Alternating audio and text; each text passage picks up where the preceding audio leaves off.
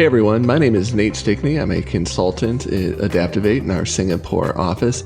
I'd just like to welcome everyone to The Backlog, our podcast on all things ADAPTOVATE. We talk Agile, but we also really focus a lot on our people and our clients and learning from them and seeing what there is in the world to learn. If you're not familiar with ADAPTOVATE, we partner with clients to embed new ways of working supported by cultural change to deliver sustained success. We've delivered Agile at scale transformations in large organizations, in individual business units, and with startups. We have a proven track record across multiple industries, and we're ready to support you on your journey towards greater agility. We measure our success against your success. Today, I'm here with our principal in the Singapore office, Brigitte, or as we lovingly call her, B. B has been at ADAPTOVATE, I believe, for just over a year. And we've known each other for 4 months now. I interviewed with B when I joined, and so it's great to catch up with her and have this conversation. So we'll be talking to her about her background, as well as certainly the giant elephant in the room, coronavirus, and what it's meant in the Singapore office, and then looking to the future, where we go from here. So B, thanks for joining me today. Hi, Nate. Thank you. Thanks for the introduction. Yeah, my pleasure. How long have you been with ADAPTOVATE? I should probably know that. I've been with ADAPTOVATE for about 10 or 11 months. So Awesome. not quite a year, nearly. Awesome. We'll celebrate soon, I'm sure. Yes, we will, as soon as we get out. I look forward to it. You have a really varied background. I kind of picked this up when we chatted when I was interviewing a little bit and kind of was looking through your LinkedIn in preparation. You've worked as a scuba instructor. You've worked as a photographer on cruise lines. Walk me through how you came upon Agile. How did those roles lead you to agility? Well, it wasn't really those roles that led me to agility. Part of my journey was mostly luck. In 2004, I was working for a financial institute in Brisbane in Australia. I was a webmaster, so showing my age there with that title. We had a pretty progressive technical team, and we worked really closely with marketing to get campaigns out quickly. What we were doing is using something called a process called SID, which was Suncorp Iterative Development. So we had no idea what Agile was.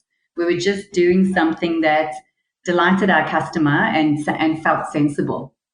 So then, in 2007, I was in a different role. I was now project manager leading large technical projects. And we were introduced to a new CIO. His name was Jeff Smith. He came from Telstra, a large organization, lots of people, plenty of money, lots of bureaucracy. Lucky for us, he had also worked in a startup where he worked with 40 talented people delivering really high quality outcomes to customers at pace. So when he joined us, we had acquired a large insurance company, and Jeff convinced the CEO for us to experiment with new ways of working in order to simplify the business. So it was a natural progression. I moved from being a project manager, and we weren't agile at that stage. We had long-winded red tape, hoop-jumping processes. And he came in and he allowed us to experiment.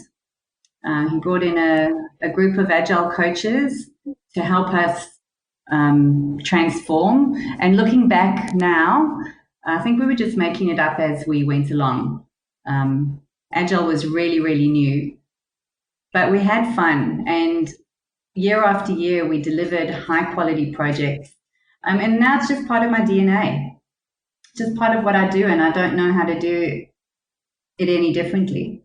Yeah, I think that's something I've noticed about my experience with Agile as well, is how it becomes a part of your identity, and it kind of describes you in a person in a way, and you can't stop thinking about it. I've said the same thing about statistics in the past. Once you understand concepts about statistics, you see them everywhere, and it's hard not to think about it. When you were working on those first Agile teams, what was the tools that you used in Agile like, and how has it evolved that you've seen?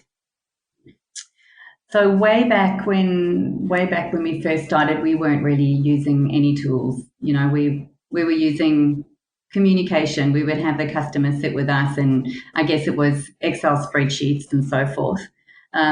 Moving into the more advanced teams, we used Jira. We were using XP in those early days, early versions of Jira, but we still had physical walls. We had all of the artifacts that teams could walk up to a wall and see exactly what was going on. Anybody could talk to what we were doing. It was really engaging, and it brought a lot of trust. Leaders could see exactly what we were doing at all times. We also we used some software back then. I think it was called Sonar. It would highlight when a build was broken, and worked with teams that literally did not go home until that build was fixed. Oh my gosh. So the teams were so dedicated and so devoted to delivering high quality, and they were committed to it.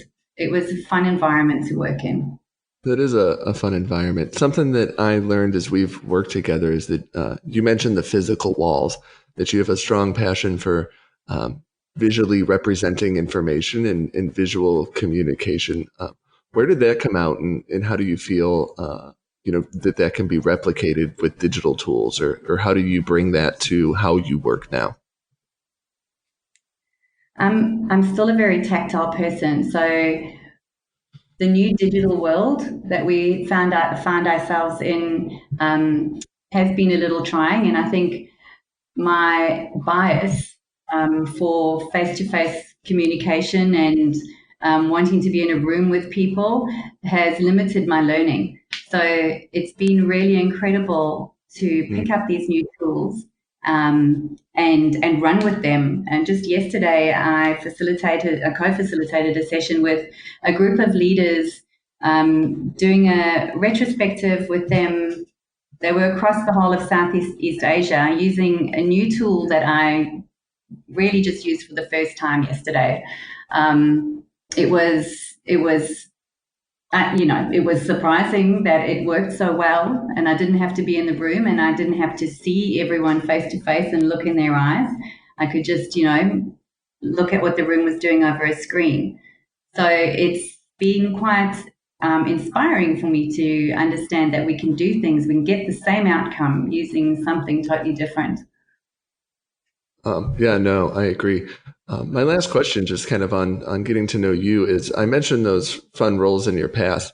What did you learn in those roles that have helped you as a leader now? So I've learned that great leadership is rare. I've certainly worked for some people who have taught me what not to do as a leader.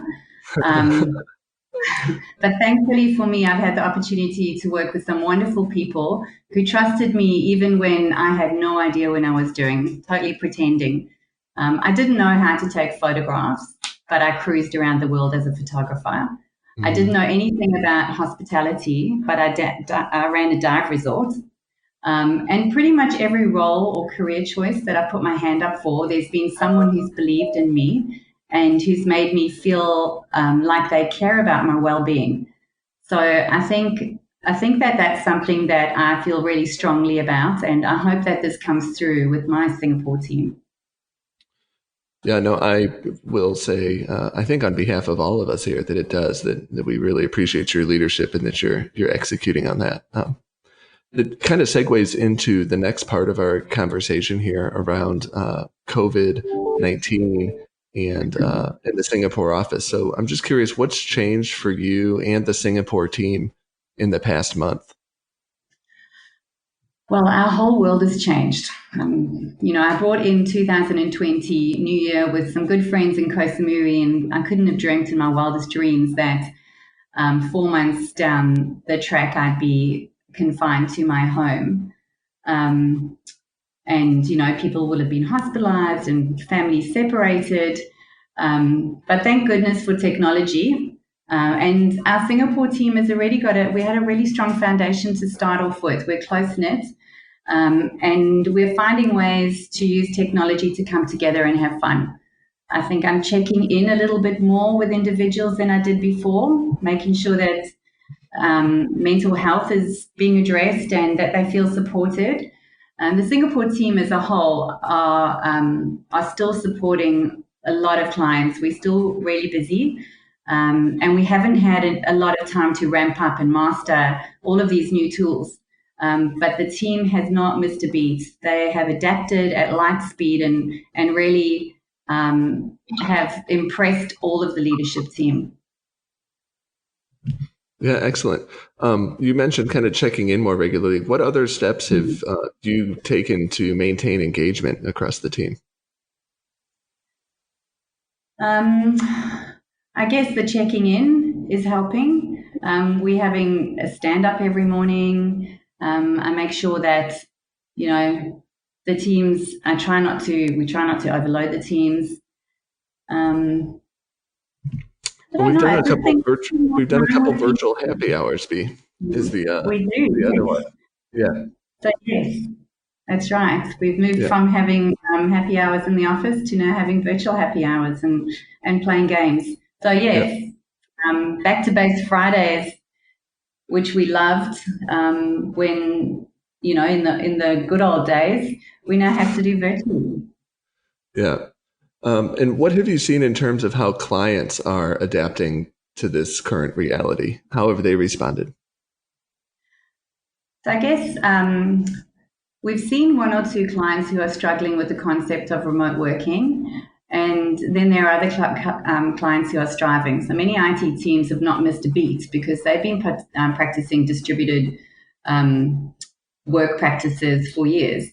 And some of the more traditional teams are getting up to speed, but they're embracing technology and realize if they don't adapt, they may not be relevant anymore.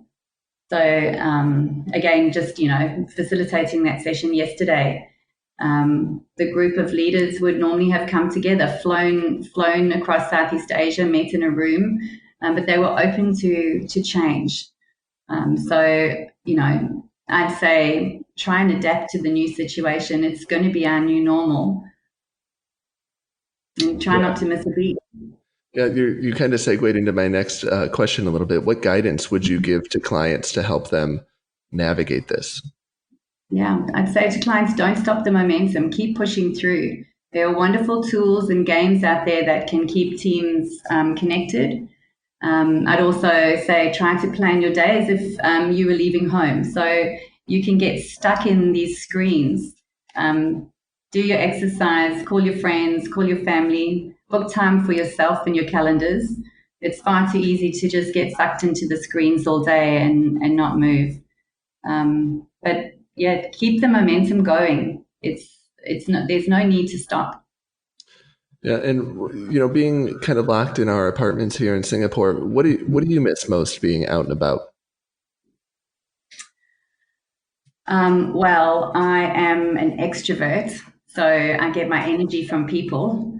Being in a big room with lots of people is where I thrive. And I'm also really tactile. So I said that earlier on. I like visual, tactile type things. So I really miss the human contact.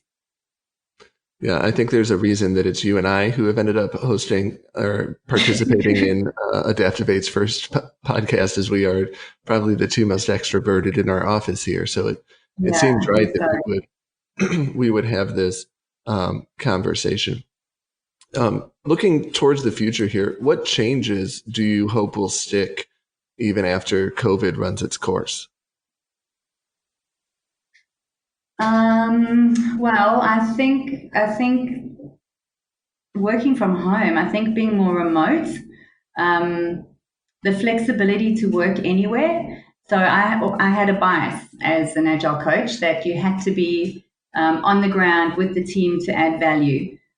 I've been proven so wrong. Our coaches have been delivering value day after day, working from their lounge rooms or working from their offices. So I think the flexibility and option to work from anywhere is something that I hope sticks. I love travel. It's my passion. But I think looking outside and being able to see Indonesia across the ocean, the clear skies, the clean air, I think maybe a little less travel will go a long way. Yeah, that's a good point, as we can clear the skies. Well, B, that's all the questions that I have for you today. Thanks again so much for taking some time and talking with me. And we'll let you get back to engage in the Singapore office and working closely with our clients. Have a great day. Thanks, Nate. Thanks for the chat. Loved it. Cheers. Bye. Bye.